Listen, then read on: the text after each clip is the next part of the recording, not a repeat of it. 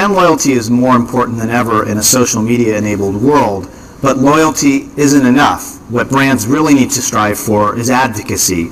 That's where consumers are actually spreading the message on behalf of the brand.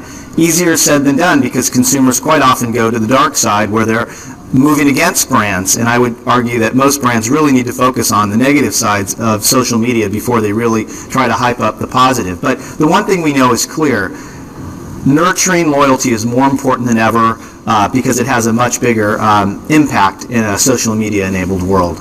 One of the best case studies out there is Zappos.com, one of the top retailers, and they really treat word of mouth as the #1 marketing tool. And the one thing that's interesting about that experience is that they really invite consumers to provide feedback, even to complain in English or Spanish, vis-a-vis the phone or vis-a-vis the chat, just about any tool. And they know that that is the way you really nurture an emotional connection. You dignify their voice by allowing them to speak out, and that emotional connection is what really builds up the advocacy. And this is a very important point, because nurturing advocacy is really hard. I mean, to some extent, you have to take everything you used to do well before and do it even better, because the mistakes tend to be amplified in this environment.